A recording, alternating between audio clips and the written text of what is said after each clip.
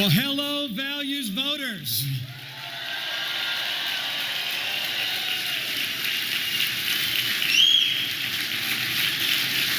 It's a great honor.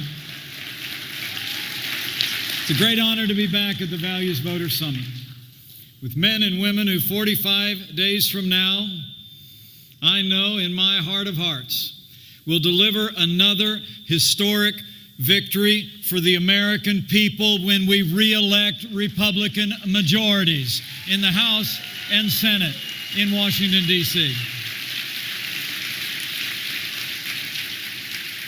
And I want to thank Tony for that kind introduction.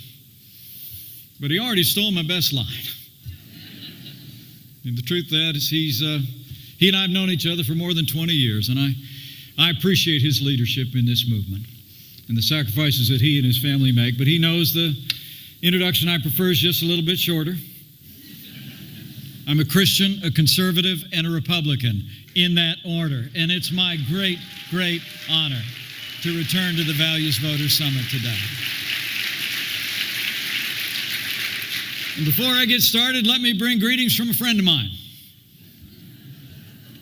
and a leader who I promise you has been fighting every day for the values that make America great. I bring greetings from the 45th President of the United States of America, President Donald Trump.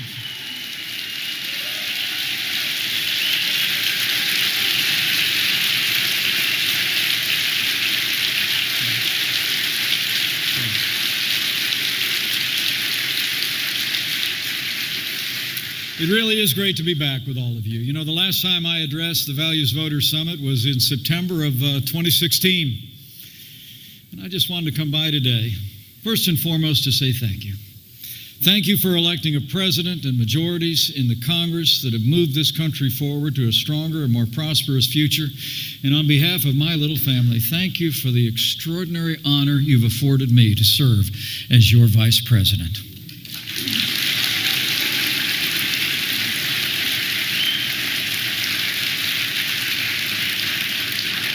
It's hard to believe that it's just been 2 years since Values Voters delivered a great victory for the American people. And if you look back at everything that we've accomplished, I think there's only one way you can describe the last 2 years. It's been 2 years of action.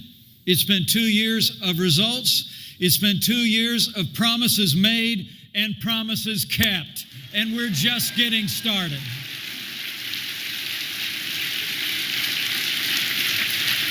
I mean, think about it. Since Election Day, job creators, large and small, have already created more than 4 million good-paying jobs across this country. Jobless claims haven't been this low in nearly 50 years, and we've reached record low unemployment for African Americans and Hispanic Americans. The American dream is working again for every American.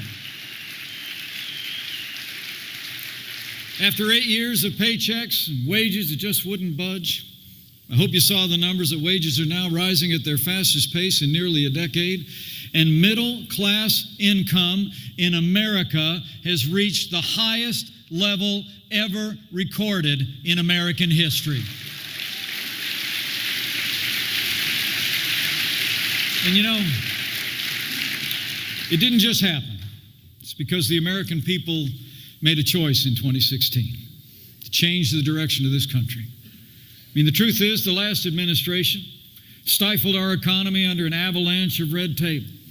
And this president has actually signed more bills rolling back federal red tape than any president in American history.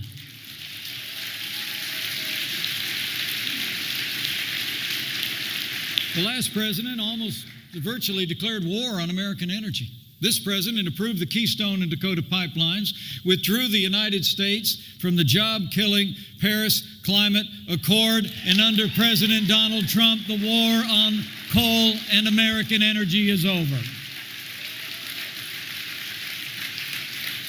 And while the last administration raised taxes on the American people, this president and this Congress passed the largest tax cuts in American history. That's promises made and promises kept.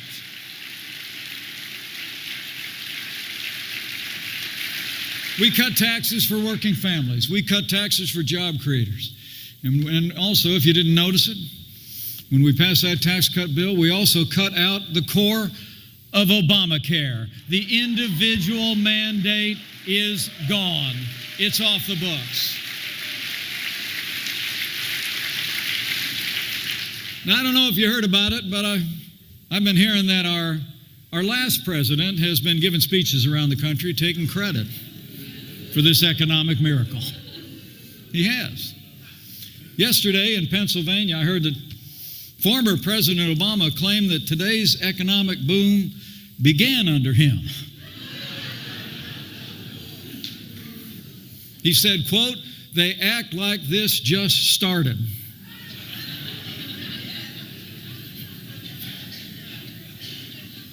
Well, I have a message for our former president.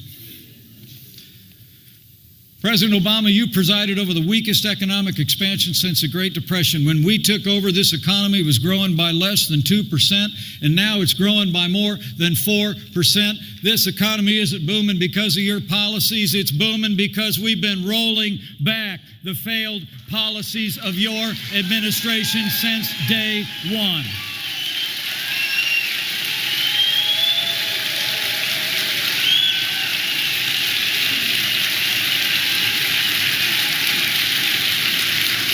True.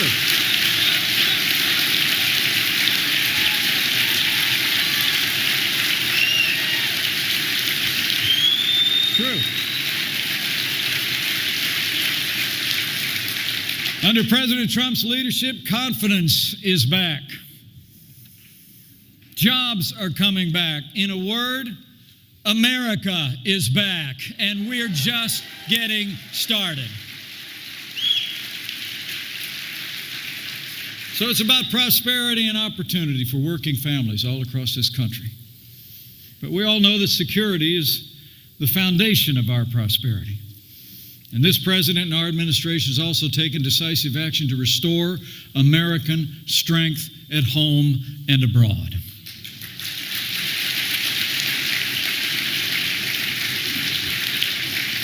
You know, I'm the proud father of a United States Marine, and it is the greatest honor of my life to serve with a president who cares so deeply about the men and women of our armed forces and their families. Working with this Republican Congress, I'm pleased to report to you, we're rebuilding our military. We're restoring the arsenal of democracy. And this president has signed the largest increase in our national defense since the days of Ronald Reagan.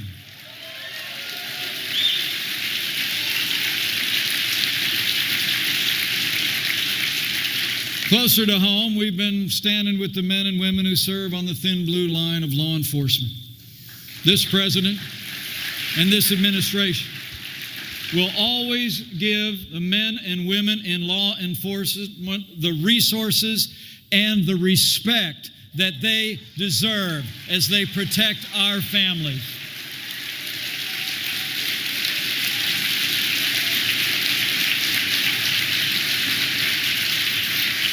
And let me make you a promise. That also includes the courageous men and women of immigrations and customs enforcement. This administration will never abolish ICE.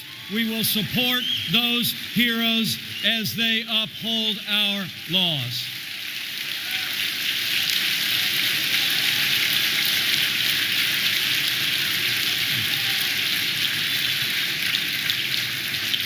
With our renewed commitment to law enforcement, we've been securing our borders, enforcing our laws, taking dangerous gang criminals off of our streets at a record pace. And with the support of this Congress, we've also kept a promise. We've already started to build that wall on our southern border. We have.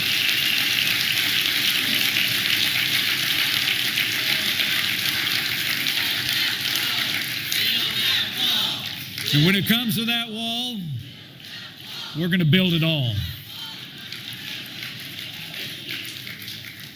Beyond that, we've been restoring American leadership on the world stage as well.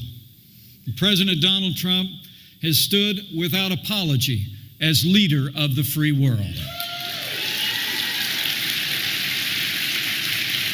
And the results speak for themselves. Our NATO allies are contributing more to our common defense than ever before.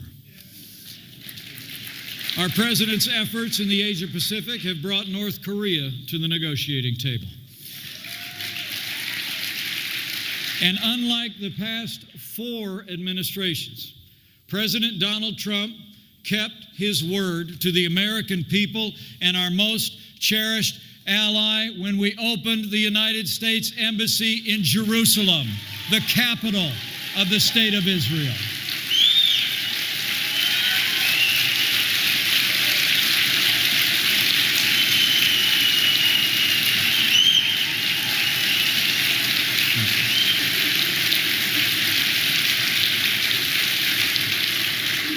We've not just been standing with our allies, but we've been standing up to our enemies as well. Under this Commander-in-Chief, we've taken the fight to radical Islamic terrorists on our terms, on their soil. And thanks to the courage of our armed forces, ISIS is on the run, their caliphate has crumbled, and we will soon drive ISIS from the face of the earth.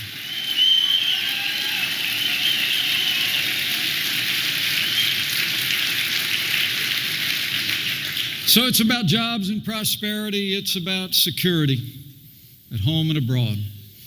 But in this administration, it's also about our values. As President Trump said yesterday in Missouri, in his words, we're standing up for your values. And I promise you, we're doing it every day. We're doing it. This administration has been standing strong for traditional values since day one. I have to tell you, I couldn't be more proud to serve as vice president to a president who stands without apology for the sanctity of human life.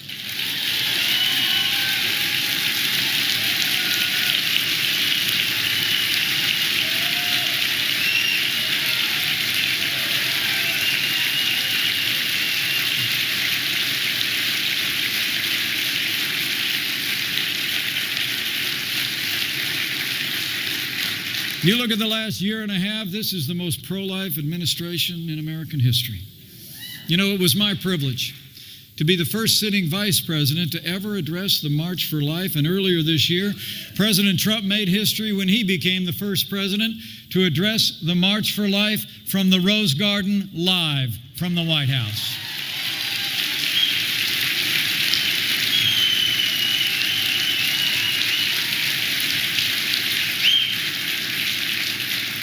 Under this president's leadership, we've reinstated and expanded the Mexico City policy so that our tax dollars never go to organizations that promote or perform abortions around the world.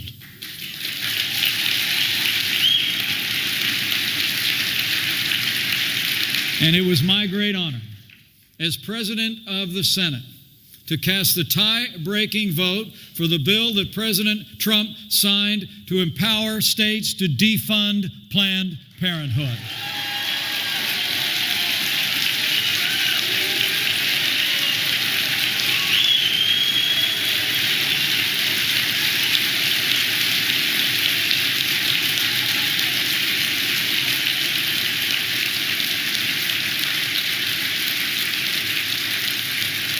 So with your strong support, we've stood strong for life.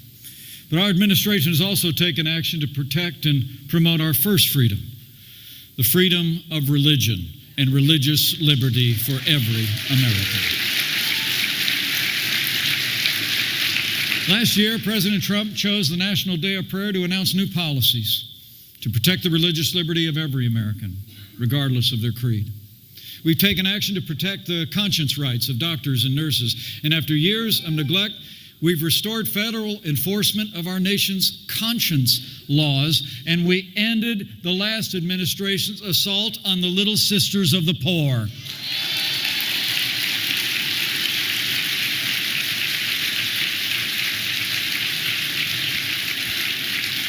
And in this White House, we believe that the freedom of speech shouldn't end at the threshold of our churches, and we ended enforcement of the Johnson Amendment, and we will continue to fight until we repeal the Johnson Amendment once and for all. And promoting religious freedom is also, as you heard from our Secretary of State, a foreign policy priority of this administration. The past 2 years show that we'll call out violations of this fundamental freedom against any people, any faith, at any time. We've spoken out on China's brutal repression of its Christian, Buddhist, and Muslim citizens. We've shined a light on Iran's barbaric treatment of Christians, Jews, Sunnis, Baha'is, and other religious minorities. We've called on the Ortega regime in Nicaragua to end the violence against the Catholic Church. And in the Middle East, under President Trump, the United States is no longer funding ineffective programs at the United Nations, and for the first time ever, we're providing nearly $150 million to Christian and persecuted religious minorities to help them rebuild communities of faith in that ancient land. It's happening.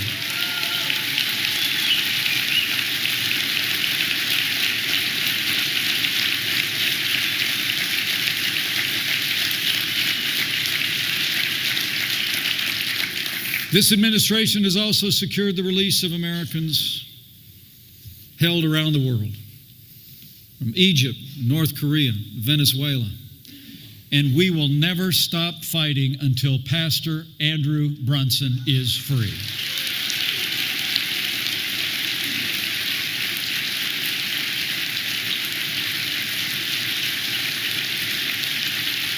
You heard yesterday from his daughter Jacqueline, Pastor Andrew Brunson is an innocent man who's been detained by the government of Turkey for nearly 2 years.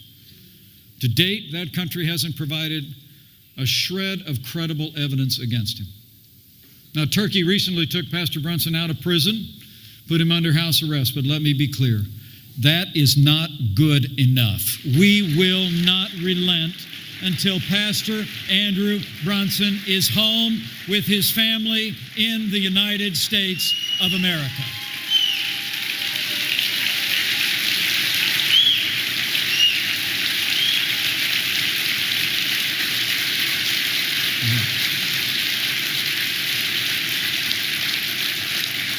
So we've been standing for our most cherished values on the world stage.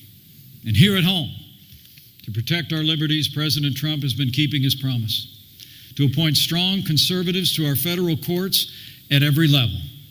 In fact, in the last year and a half, President Trump set a record for the most Court of Appeals judges confirmed in the first 2 years of any administration in American history, and they are conservatives all.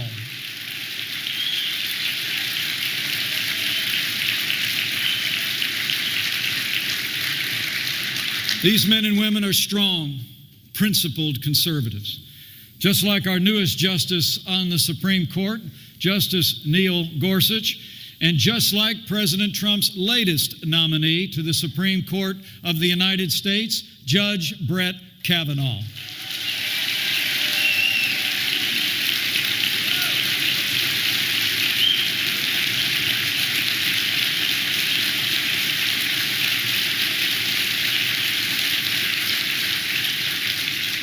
Judge Brett Kavanaugh is a man of integrity, with impeccable credentials and a proven judicial philosophy.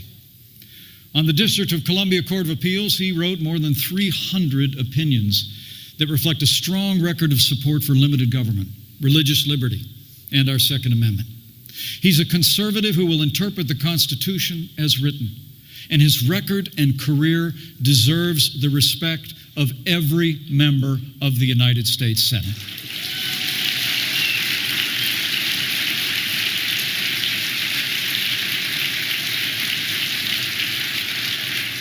But honestly, the way some Democrats have conducted themselves during this process is a disgrace and a disservice to the Senate and the American people. That being said, the President and I are confident that Senate Republicans will manage this confirmation properly with the utmost respect for all concerned. And I believe that Judge Brett Kavanaugh will soon be Justice Brett Kavanaugh and take his seat on the Supreme Court of the United States of America.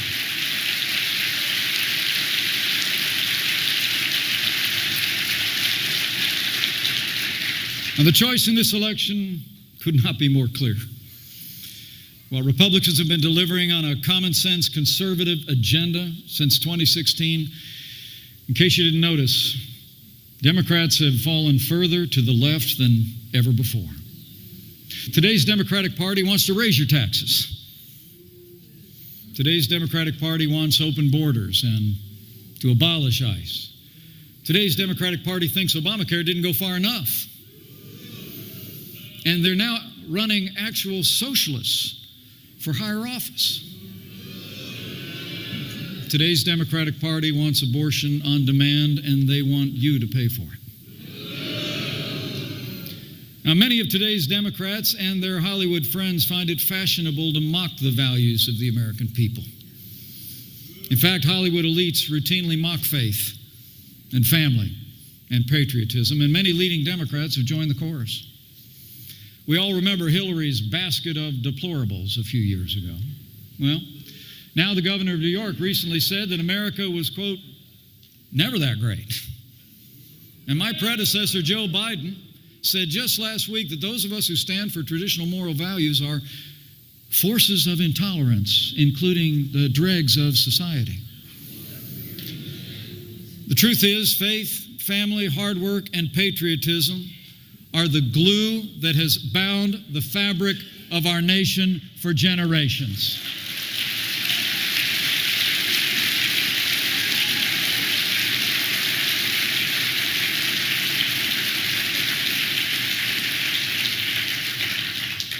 We're not a people bound together by geography or ethnicity. We're a people bound together by a common commitment to freedom and a belief that we, the people, are endowed by our Creator with certain inalienable rights of life and liberty and the pursuit of happiness. We just have to keep faith. Keep faith with the values that we hold dear. Keep faith with our neighbors who share those values. And keep faith with those who've paid the price to defend those values throughout our history and defend them still today. Because that's what great nations do. And this nation is a nation with great people who know how to keep faith.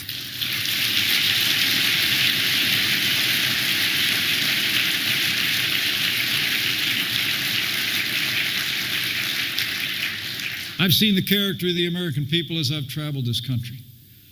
The patriotism and passion of Americans from every walk of life. Standing up for this country. Standing up for our flag. And standing up for our national anthem.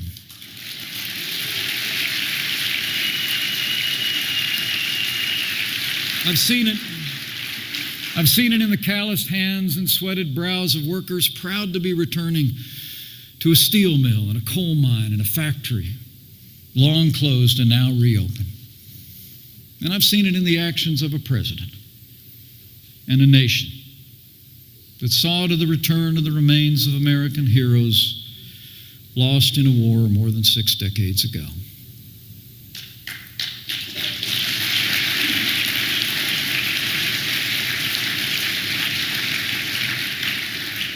You know, for this son of a combat veteran from the Korean War, I suspect I'll have no greater honor during my service as your vice president than the honor that the president afforded me to stand in Hawaii as the flag-draped cases carrying the remains of American heroes returned to American soil. Thanks to the leadership and compassion of President Donald Trump, our boys are coming home.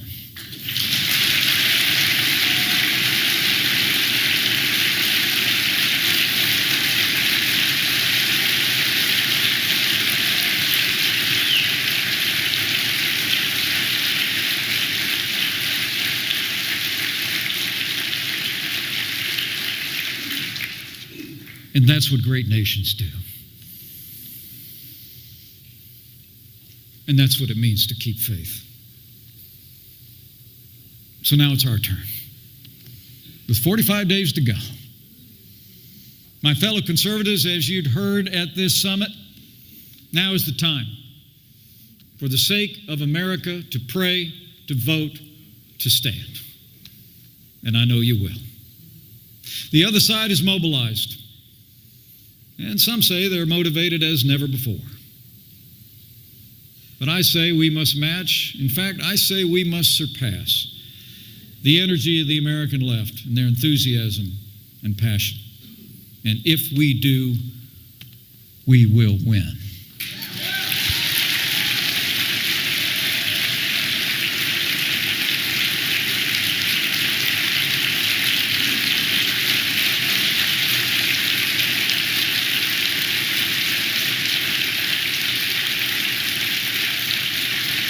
The truth is, complacency is the greatest threat to our majority on Capitol Hill.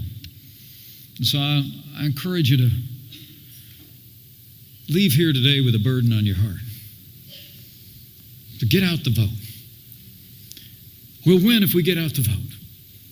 As the president said 2 nights ago in Las Vegas, with his usual economy of words, you gotta get out for the midterms.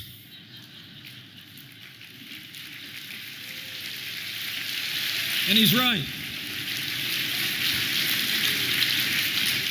We're going to win if you leave here today and make sure that you're going to vote and get all your friends out to vote. We'll also win if you make sure and leave here today with a burden on your heart to go tell somebody. Tell somebody what we've accomplished in the last year and a half. Spread the word. At a grocery store, at your place of worship, over a backyard fence.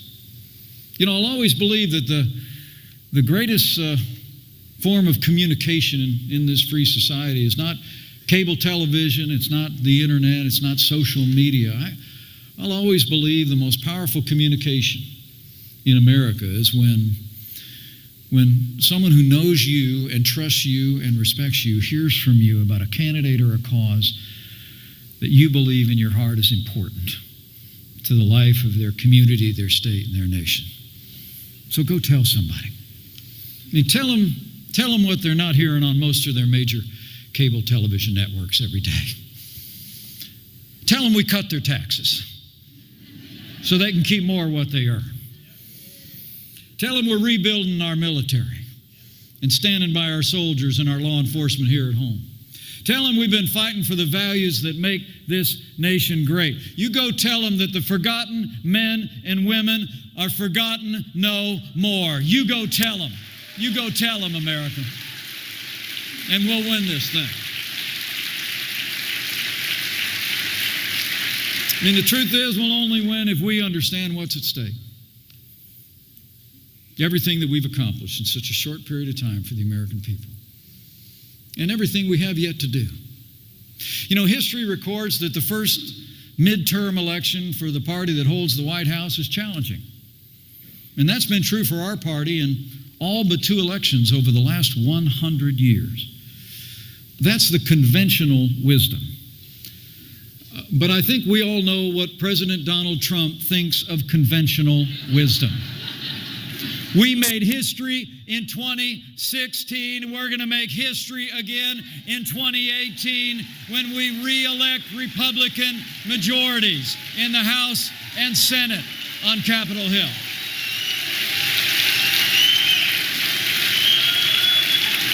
Just decide now.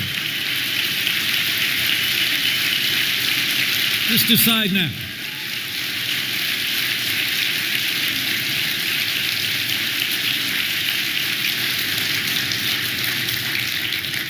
My fellow conservatives, values voters all, the choice we face this November is a choice between a party that celebrates America and one that often demeans millions of our neighbors and friends. It's a choice between those who say our nation's best days are ahead and those who simply want back in power so they can manage America's decline. You know, as our 40th president used to say, and it's equally true today, our choice is not between left and right, between conservative and liberal. It's really between up and down, between whether we're going to continue to rise upward with greater freedom, strengthening the foundations upon which this great nation was built, or whether we're going to continue to see America go down and fall into the roles of other nations, struggling under the weight of big government and abandoned values. Well, let this be the day, in this year 2018, that we decided to vote and stand and pray, to protect our values, preserve our nation, and uphold our freedom. Let this be the day that we pledge to one another to keep taking America to new heights for our sake and the sake of our posterity.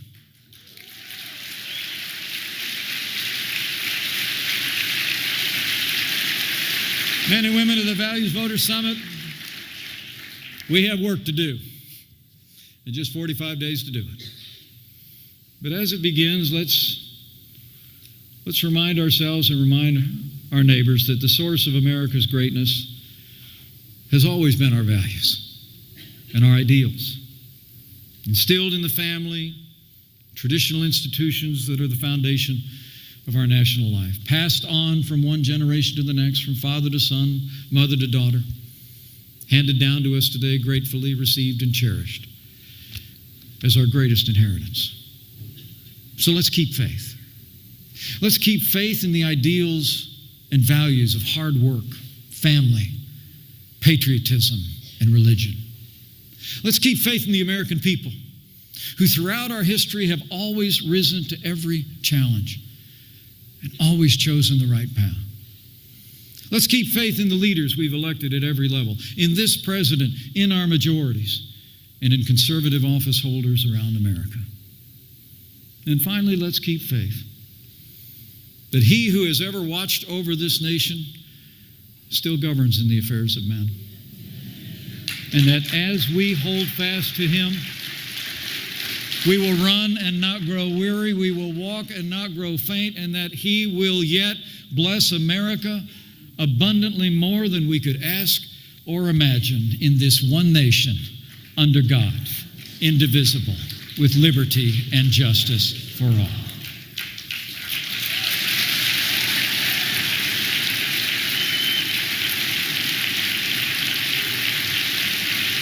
If we hold fast to that hope, if we keep faith with one another, if we forge ahead with confidence in our people and in our values, I know 45 days from now, we will deliver another historic victory for America. We will re-elect Republican majorities in the House and Senate. We will elect principled conservative leaders at every level. And with that renewed conservative support, with President Donald Trump in the White House, and with God's help, together, we will make America great again. Thank you very much.